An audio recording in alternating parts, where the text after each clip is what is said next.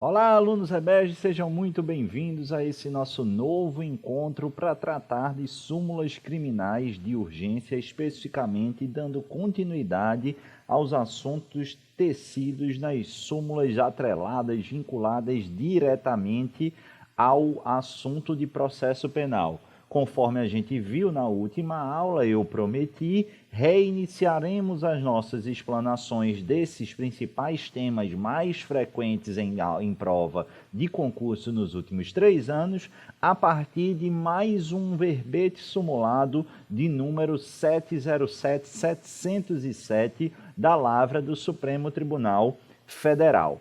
Na tela, lê comigo, diz esse entendimento que constitui nulidade a falta de intimação do denunciado para oferecer contrarrazões ao recurso interposto da rejeição de denúncia, não assuprindo a nomeação de defensor dativo. Tem muita coisa para a gente explicar desse entendimento, porque, a princípio, se você não tem muita familiaridade com o processo penal, mormente, com o dia a dia prático do processo penal, pode ter alguma dificuldade. E essa dificuldade justamente é explorada pelo seu examinador. Antes de mais nada, eu preciso registrar aqui para vocês que o recurso a ser interposto em face da decisão que rejeita a denúncia inicial acusatória vai variar de acordo com o procedimento, especialmente se a gente está diante de um procedimento comum, sumário ou ordinário, orquestrado à luz do Código de Processo Penal, devemos observar, aplicar o artigo 581, que diz que da decisão que rejeita a inicial acusatória, desafia essa decisão a interposição de um recurso em sentido estrito. Cuidado só aqui, porque se estivermos diante do procedimento comum sumaríssimo, aquele orquestrado à luz da Lei 90/99, o recurso será diferente. No procedimento sumaríssimo, o recurso idôneo a enfrentar a decisão que rejeita a inicial acusatória é a apelação. Então, fique esperto, beleza? Pedro, e a decisão que recebe a inicial acusatória? Essa é irrecorrível. Se você ainda assim desejar impugnar, atacar essa deliberação, essa decisão, deve se valer de remédios constitucionais, especialmente o habeas corpus para tal finalidade. Voltando aqui, vamos tomar como exemplo justamente o procedimento comum ordinário. Vamos imaginar a seguinte situação. Deixa o trabalho comigo, depois eu vou para o seu material. Vamos imaginar a seguinte situação. O Ministério Público apresenta uma inicial acusatória imputando determinado crime, ou seja, apresenta denúncia. Sabemos que no procedimento comum ordinário, antes mesmo da definição ou a determinação acerca da citação, o magistrado deve analisar se recebe aquela inicial acusatória ou se vai rejeitar aquela denúncia. A citação, pessoal, somente vai ocorrer caso haja esse juízo positivo de admissão da inicial acusatória por parte do juiz. Caso contrário, perceba, se o magistrado rejeita, refuta essa inicial acusatória, se ele não recebe essa denúncia, sequer vai haver a determinação da citação. Então, presta atenção. Se o magistrado não recebe a denúncia, naturalmente ele não angulariza e finaliza a relação triangular. Não teremos a formação completa das figuras ou dos vértices da relação triangular jurídico-processual. Por quê? Porque o réu, o acusado, o denunciado não vai ser cientificado acerca da imputação e tampouco chamado a apresentar seus argumentos defensivos. Por quê? Porque, em primeira mão, o magistrado, ao analisar a denúncia, entendeu não ser idônea àquela situação para prosseguir e instaurar a relação jurídico-processual por completo. Beleza? E isso aqui é muito importante. Por quê, pessoal? Perceba, portanto, que se o magistrado, se o juiz criminal rejeita a inicial acusatória, e eu disse que nesse procedimento comum ordinário, dessa decisão cabe o recurso, especificamente, o recurso em sentido estrito, a gente precisa sempre analisar e interpretar o direito processual penal sempre oxigenado, iluminado pelo princípio do contraditório e da ampla defesa, não apenas extraído da Magna Carta, da Carta Constitucional, mas também das garantias judiciais plasmadas especialmente no artigo 8º da Convenção Americana de Direitos Humanos, tanto à luz da Constituição Federal como à luz da Convenção Americana de Direitos Humanos. Temos que o processo penal deve ser iluminado a partir desses valores constitucionais e convencionais do contraditório e da ampla defesa. E aí o que é que acontece? O que é que seu examinador vai fazer? E o que é que seu examinador vai sugerir? Mas pior, o que é que na prática a gente, goste-se ou não, termina por verificar? Alguns magistrados, querendo dar dinamicidade ao andamento processual, esquecem desses valores da ampla defesa e do contraditório. Deixa eu te dizer, ilustrando a situação, fica aqui comigo e depois eu vou para o seu material. Vamos ter a seguinte situação. O Ministério Público apresentou denúncia contra Pedro. Pedro não foi citado, por quê? Porque o magistrado criminal, ele sequer determinou a citação. Não foi possível. Entendeu ausente justa causa e rejeitou a inicial acusatória. O Ministério Público, não satisfeito e resignado com essa situação, apresentou recurso em sentido estrito, conforme prevê o artigo 581 do CPP. Beleza? Tudo certo. Agora perceba que o recurso em sentido estrito, ele demanda uma resposta, assim como todos os recursos, porque, salvo os embargos de declaração que quando não tiverem efeitos infringentes, por conta justamente do contraditório que deve ser respeitado. Se desse recurso pode advir uma modificação de entendimento desfavorável a outra parte, ela precisa ser ouvida.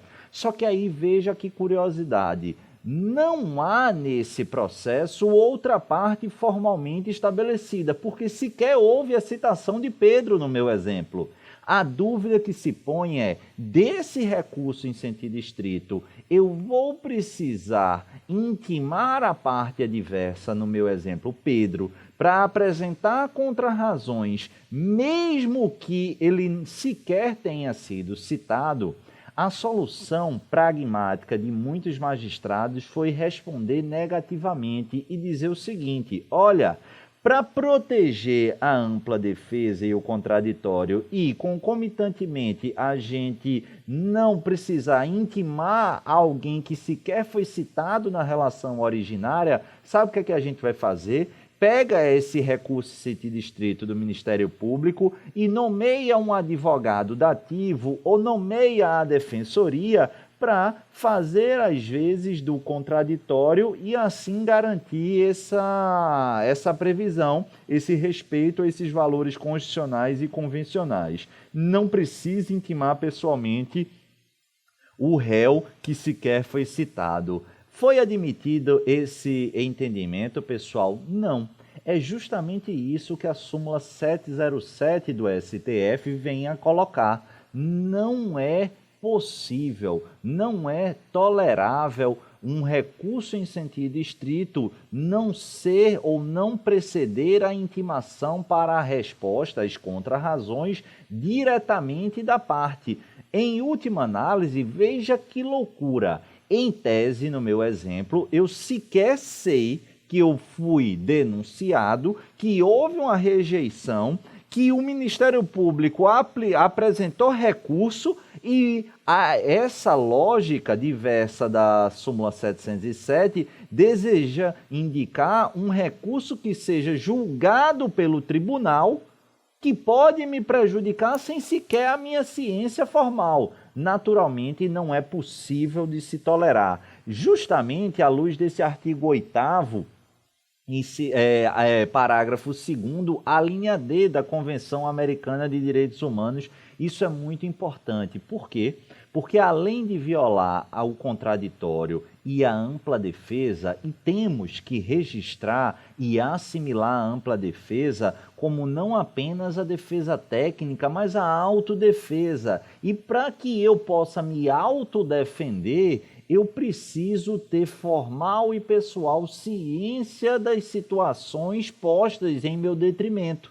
E é justamente o que a súmula 707 vem enfrentar. Por quê? Porque essa solução pragmática que era dada, ou infelizmente ainda é irregularmente dada no dia a dia criminal, judicial, criminal, processual, ela viola essa ampla defesa ao afastar ou a permitir a não cientificação desse acusado acerca da pendência do recurso sentido estrito. E, além disso, a ampla defesa é violada nesse espectro do artigo 8º, parágrafo 2º, a linha D da Convenção Americana de Direitos Humanos, porque, veja que bonito, é direito do acusado, além de defender pessoalmente, ou seja, realizar sua autodefesa, de ser assistido por um defensor da sua escolha.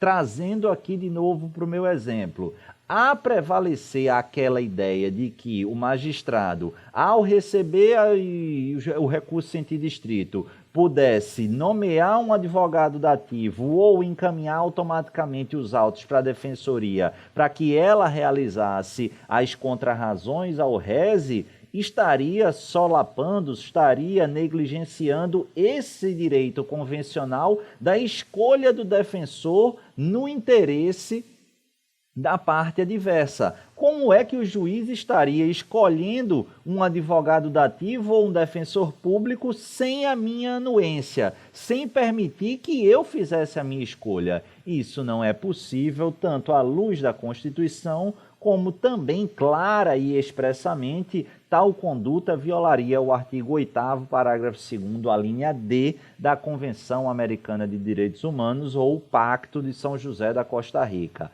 Beleza? E aí qual é a solução? Para a sua prova, presta muita atenção, tradução da súmula 707 do Supremo Tribunal Federal. Nessa situação, denúncia, rejeição, sequer houve citação, Ministério Público, recurso sentido estrito, vou ter que intimar Pedro, o réu, da impetração do recurso sentido estrito para que Pedro apresente as contrarrazões. Se dentro do prazo legal ele não apresentar as contrarrazões, o que é que vai acontecer? São 2 dias, 5 mais 2. O que é que vai acontecer? Aí sim o magistrado poderá nomear advogado dativo ou encaminhar os autos para a Defensoria Pública. Mas perceba que o magistrado precisa mandatoriamente intimar pessoalmente o réu para que apresente as contrarrazões, ainda que ele não tenha sido citado na ação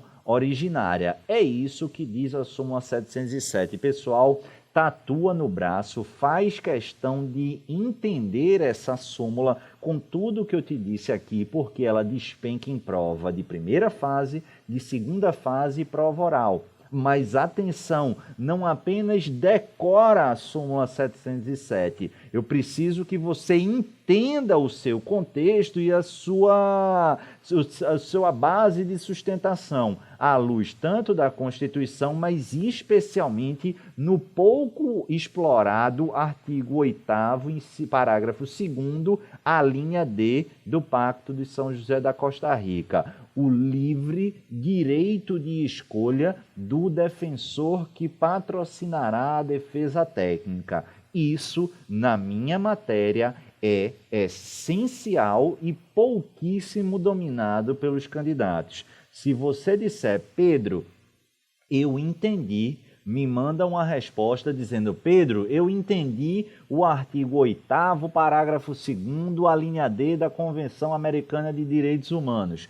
Tamo junto, pode ser via sistema ou lá no Instagram, vou ficar muito feliz. Aproveite e me fala se está gostando do curso, se está gostando das aulas. Nesse ponto, preciso avançar, partindo agora para a súmula 705, também do Supremo Tribunal Federal, ainda falando sobre o réu no bojo do processo penal, que diz esse entendimento que a renúncia do réu ao direito de apelação, manifestada sem a assistência do defensor, não impede o conhecimento da apelação por este interposta. Pessoal, presta muita atenção, por quê? Porque 80% dos erros nas questões sobre esse assunto, eles repousam num simples aspecto que, se você entender, você naturalmente vai acertar todas essas 80% das questões.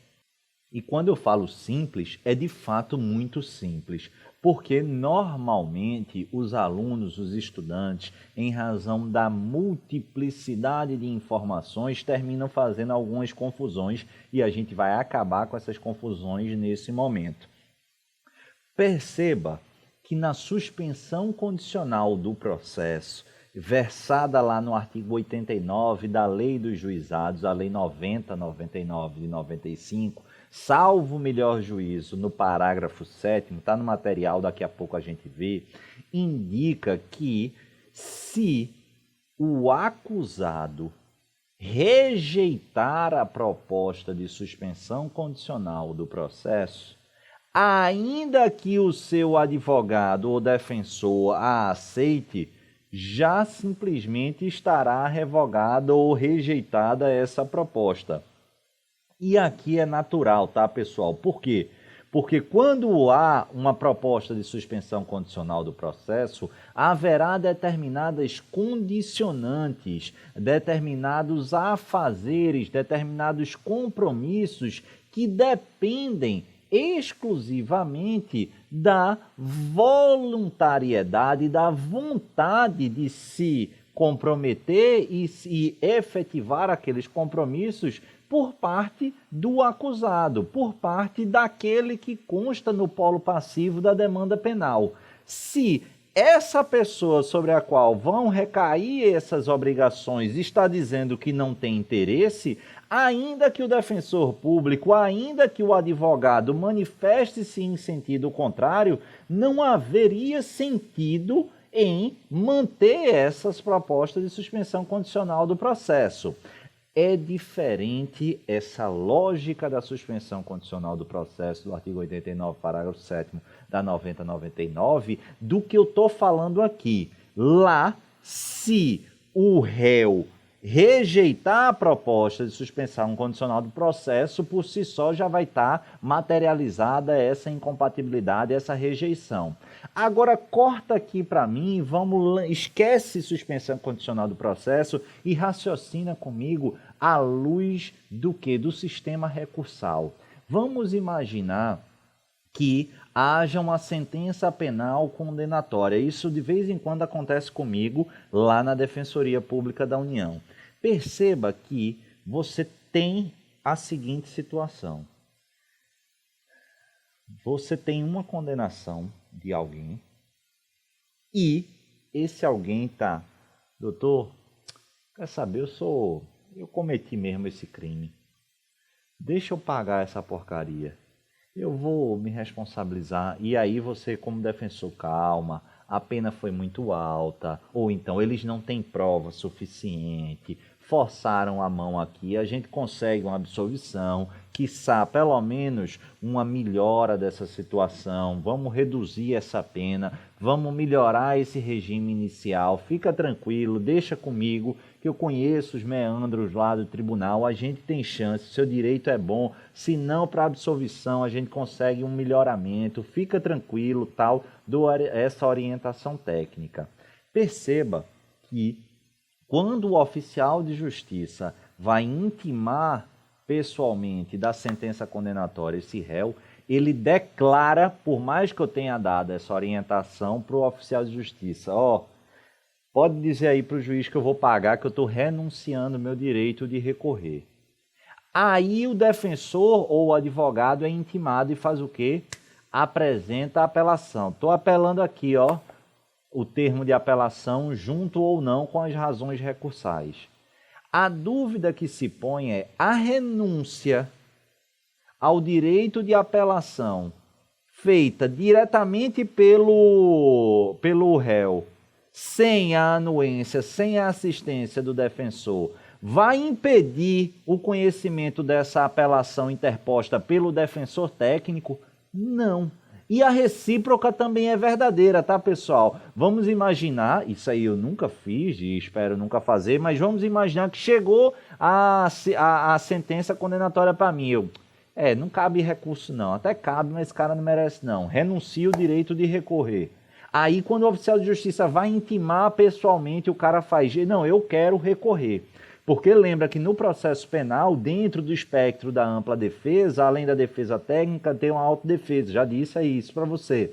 A autodefesa é direito de audiência, direito de presença, mas também capacidade postulatória autônoma. O próprio réu pode manifestar e legitimamente postular no âmbito recursal. A mera declaração dele dizendo quero recorrer já por si só é suficiente para configurar a interposição de uma apelação, de um recurso.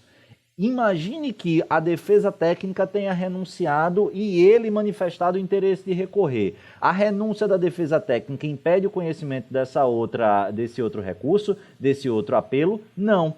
Então são instâncias diferentes, são capacidades postulatórias diversas e cada qual autônoma. Uma eventual renúncia de um lado não prejudica a manifestação em sentido diverso do outro, beleza? E por que há essa diferença? Olha aí, justamente, diferença com a suspensão condicional do processo.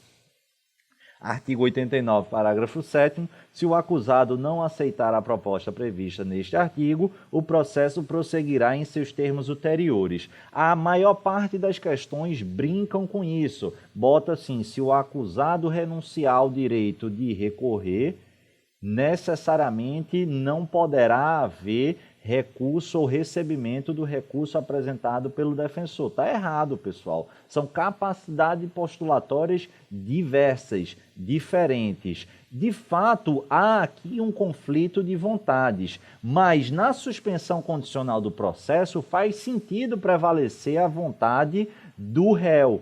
Contudo, no grau de apelação, no âmbito do sistema recursal do processo penal, não faz. Por quê? Porque a gente tem que lembrar que o duplo grau de jurisdição, apesar de alguma controvérsia, a parcela aqui da doutrina que diz que é um preceito, um princípio constitucional, mas pelo menos de maneira indubitável é um princípio, é um valor supralegal, uma vez que consta expressamente lá do artigo 8º da Convenção Americana de Direitos Humanos e, por si só, em sendo um valor tão relevante, a gente precisa interpretar na luz do pro homine, de maneira mais favorável ao cidadão, de maneira mais favorável à ampla defesa, ao contraditório e ao próprio duplo grau de jurisdição. Se eu tenho capacidades postulatórias diversas,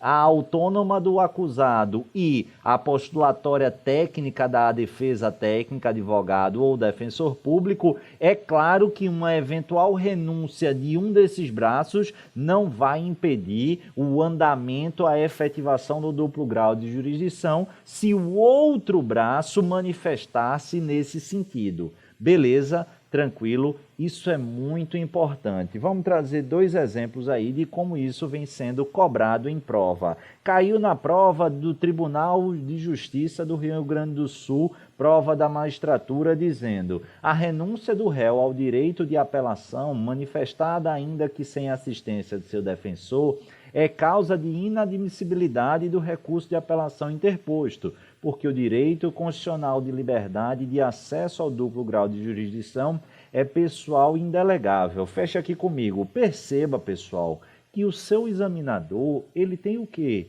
Ele tem maldade no coração, ele é um ser, um sujeito desprezível, do mal, o Satã, o cão, o diabo. Por quê? Porque ele faz uma redação angelicalmente sedutora. Quando eu leio isso aqui, dá vontade de abraçar, de fazer um carinho, de botar para dormir e dizer, de fato, isso aí está certo. Veja que maravilha, o direito ao acesso ao duplo grau de jurisdição é pessoal e indelegável. Parece algo positivo, mas é balela. Você aprendeu comigo que essa manifestação aí, que essa assertiva aí, está completamente contraditória à súmula 705. Da mesma forma, essa outra assertiva aqui, essa outra questão, desta feita extraída da prova da magistratura do TJ, Distrito Federal e Territórios, também do ano de 2016. Assinale a opção correta, em que o magistrado agiu em consonância com a jurisprudência sumulada do STF ou do STJ. É por isso que eu digo, tá vendo? Várias são as provas de várias organizadoras que exigem expressamente o domínio dos entendimentos sumulados em repercussão geral, em repetitivo. Daí vale a pena destacar o estudo dessa parte, especialmente no âmbito criminal. Isso despenca em prova. Não necessariamente esse estudo precisa ser no nosso livro recém-publicado, existem outras possibilidades, vocês vão estudando, mas é preciso estudar, de fato, esses verbetes, compreendendo e assimilando essas lógicas. Parte superior do formulário, vamos lá. Um réu, em processo penal renunciou ao direito de apelação interposta pela defesa técnica, tendo manifestado sua vontade sem assistência de seu defensor, caso em que o magistrado não conheceu da apelação, fundamentando sua decisão na supremacia da vontade do réu sobre a vontade do seu defensor. Cuidado, tá, pessoal? Essa supremacia da vontade do réu sobre a vontade do seu defensor é uma estrutura que é repetidamente utilizada em prova de maneira correta, mas referindo-se à suspensão condicional do processo, com base no artigo 89, parágrafo 7 da Lei 90/99. Aqui, no âmbito do sistema recursal, a resposta é: não existe essa supremacia de vontade. A renúncia de um não inviabiliza o conhecimento de recurso apresentado pelo outro lado. Tranquilo? Avança aqui comigo, súmula 330. Essa aqui caiu, inclusive, na minha prova oral da Defensoria Pública da União. Estou ficando velho, já faz tempo, 2010. De fato, faz muito tempo. A gente está terminando 2018, hoje dia 29 de dezembro de 2018. Faz aí pelo menos 8 anos, né? Quase isso, um pouco mais, um pouco menos. Mas perceba, isso é velho? É velho quando começou a ser cobrada. Mas se você acha que isso não é atual, não tem 4 meses que isso aqui foi questão da primeira fase de algum dos TRFs desse ano, que eu não decoro nunca o número, mas acho que foi TRF 3, 4, 5, sei lá, algum TRF desse ano cobrou justamente o que eu vou abordar agora, a súmula 330 do STJ.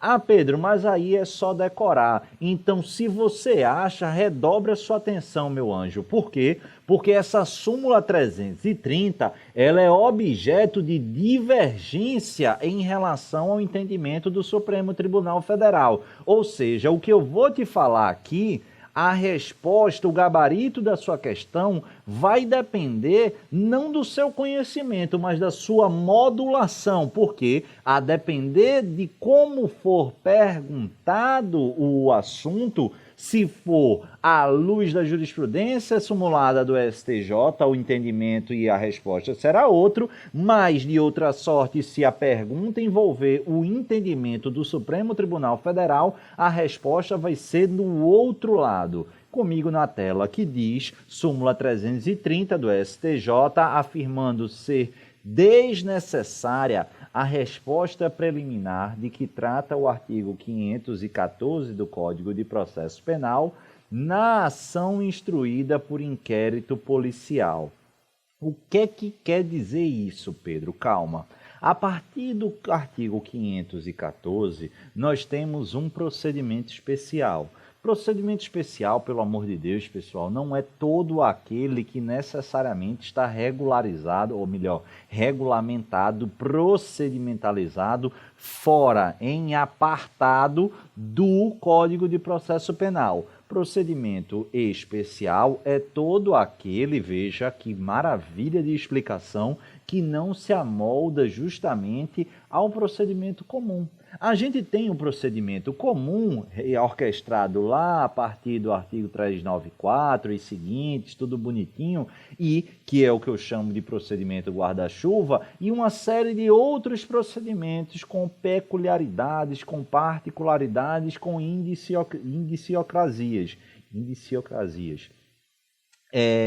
E aí o que é que acontece? Tanto essas particularidades, esses procedimentos especiais, eles estão, parcela deles, dentro do Código de Processo Penal como fora. Fora temos o Código Eleitoral na parte criminal, a legislação de drogas, o juízo colegiado lá no caso de organizações criminosas, etc.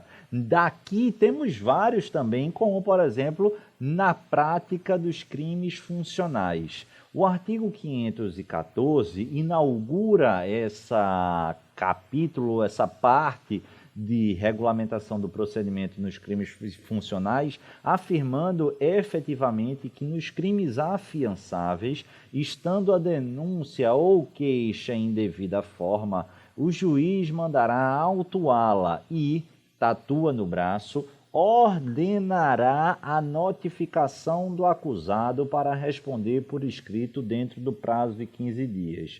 No procedimento comum ordinário, o que é que acontece? Apresenta a denúncia, o juiz recebe, rejeita ou recebe, se receber, determina a citação para que o réu apresente resposta escrita. Aqui em 10 dias. Aqui não é isso que acontece. Aqui o que é que vai acontecer? Perceba que o juiz, ao analisar ou se deparar com a inicial acusatória, ele não vai receber ou rejeitar. Ele vai mandar formalizar, que é a autuação, e vai não citar, mas notificar o acusado. A denúncia não foi recebida.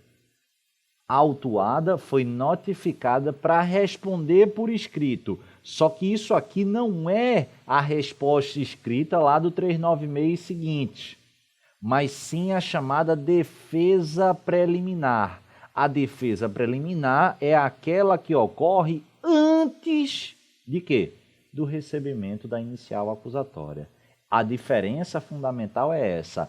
E a lógica é que o funcionário público, o servidor público, numa prática, sendo acusado de uma prática de um delito funcional, é algo muito grave. Deve-se dar a oportunidade dele esclarecer antes de formalizar um processo contra ele. E o processo está, à luz da jurisprudência do Supremo Tribunal Federal, formalizado contra alguém justamente a partir do recebimento e da determinação da citação. Daí porque há esse cuidado de, antes desse recebimento dessa citação, é conveniente intimar, notificar o acusado para que ele dê a sua versão e municie de informações o magistrado para ele analisar se deve ou não receber a inicial acusatória. Compreendido o que diz esse artigo 514, volta lá na súmula 330. Diz a súmula 330 que, olha, nos crimes funcionais, como regra, o que é que eu devo fazer? Denúncia, juiz, autua, notifica para apresentar essa defesa preliminar. Só que para o STJ, se essa denúncia tiver lastro num inquérito policial, e esse inquérito, conforme artigo 12 do CPP, vai estar lá colado junto, encartado com a denúncia, aí, doutor, não precisa observar esse 514 não. Pedro, mas se eu não preciso observar, que diabo eu vou fazer? segundo a súmula do STJ, você, juizão, analisa aqui. Essa denúncia está instruída com inquérito policial? Tá, doutor. Então, sabe o que é que você vai fazer? Analisar se recebe ou não. Se rejeita, tchau e bênção, o MP que apresente recurso em sentido estrito. Mas se eu receber, o que é que eu devo fazer? Cita para apresentação de resposta escrita à acusação. Peraí, Pedro, mas o procedimento vai variar de acordo com a presença ou não do inquérito policial? É isso mesmo? É estranho, mas é isso que nos fala a súmula 330 do STJ, já que é desnecessária a resposta preliminar, defesa preliminar, de que trata o 514 na ação instruída por inquérito policial. Muito bacana, só que essa é uma posição extremamente lastimável e criticável por parte do STJ.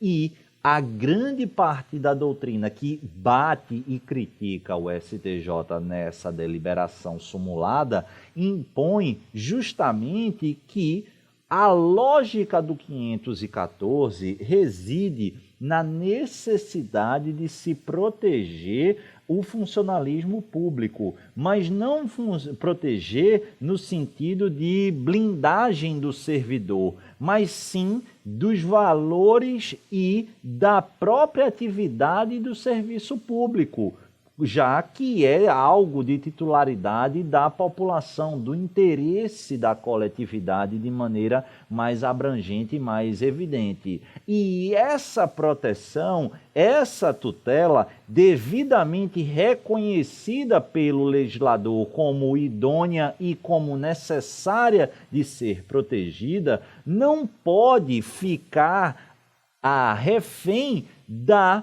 presença ou não de um instrumento de investigação do inquérito policial. Olha, a defesa preliminar é extremamente importante para a tutela do serviço público. Só que essa figura que é extremamente importante, ela deixa de ser importante se tiver lá na instrução da ação penal, da denúncia, o inquérito policial. Pera lá. E perceba, essa crítica é tão grande que não apenas no âmbito doutrinário, mas também no âmbito dos tribunais superiores isso chegou. E, mais modernamente, o Supremo Tribunal Federal, discordando da súmula 330, tem apontado que o artigo 514 do Código de Processo Penal não pode ser desconsiderado,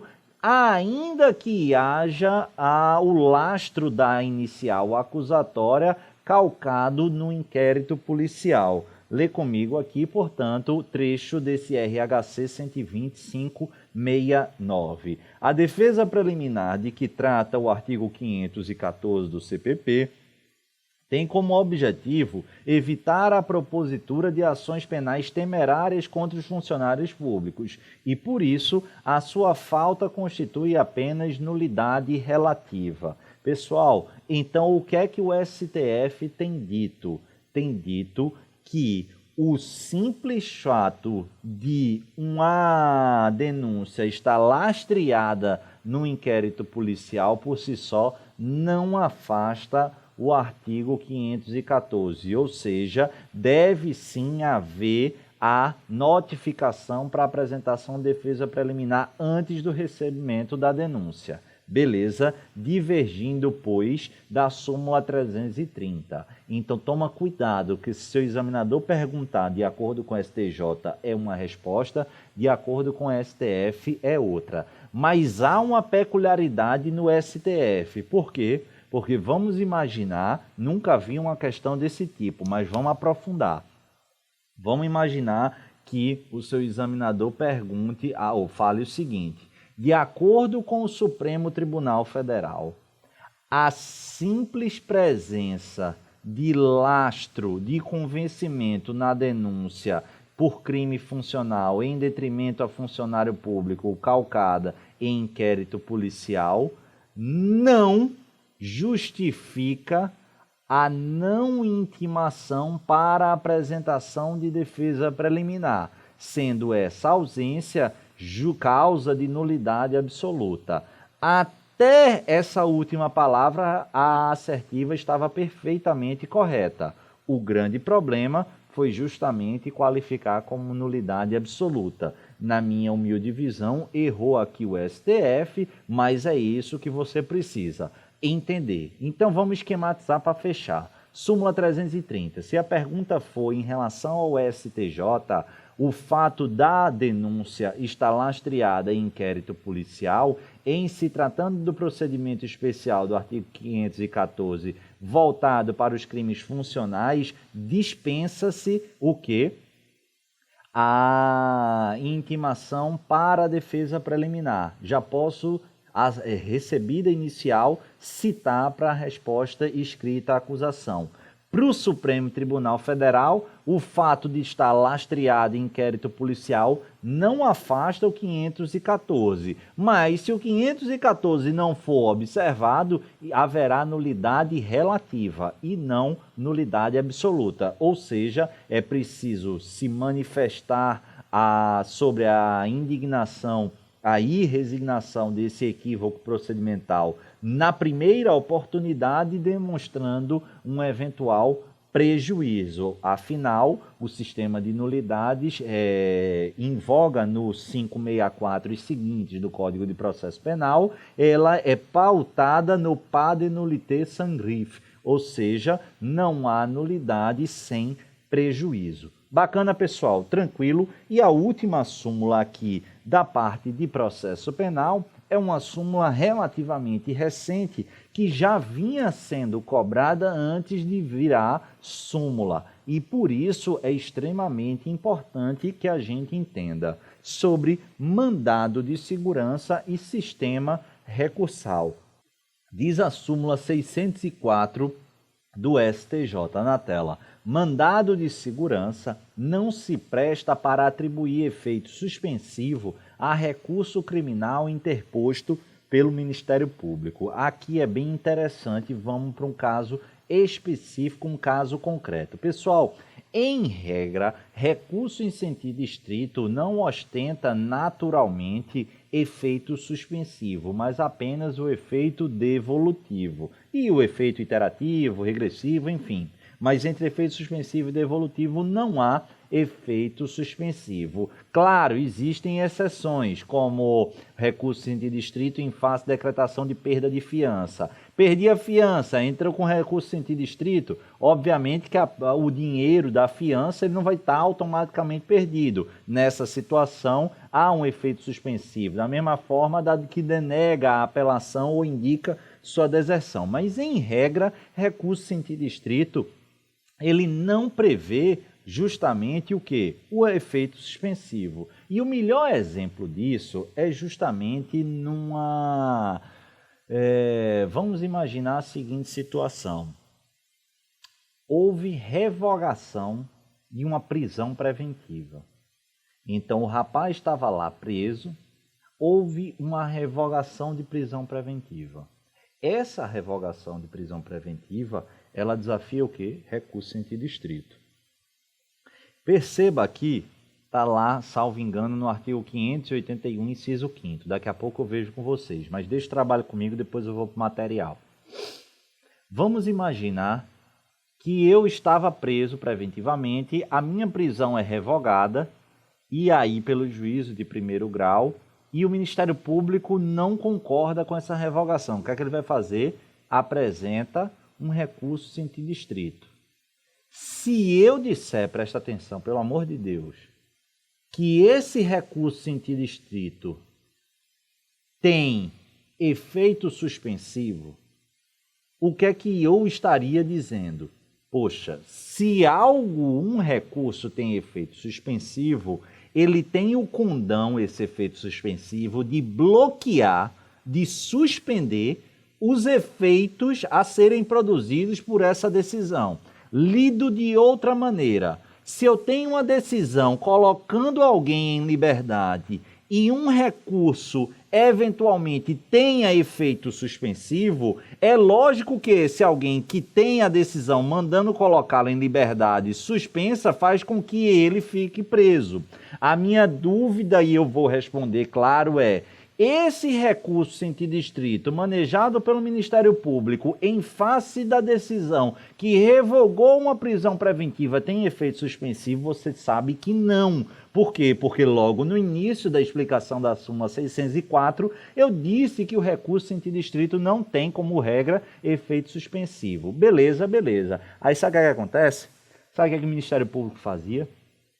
Recorrentemente entrava com um mandado de segurança, presta atenção, dizendo aqui: olha, há um direito líquido e certo, há um perigo muito grande desse cidadão Pedro entrar em liberdade por conta dessa revogação dessa preventiva. E diante dessa situação, requer-se liminarmente, via mandado de segurança, que seja conferido ao recurso em sentido estrito manejado por nós do MP, efeito suspensivo. E aí conseguia uma manobra gigantesca para conferir efeito suspensivo a um recurso em sentido estrito. Beleza. Qual é o problema? O problema é que a 5ª turma do STJ, a 6ª turma do STJ e, portanto, a 3ª sessão do mesmo STJ, todos colegiados e especializados na área criminal, diziam nada disso.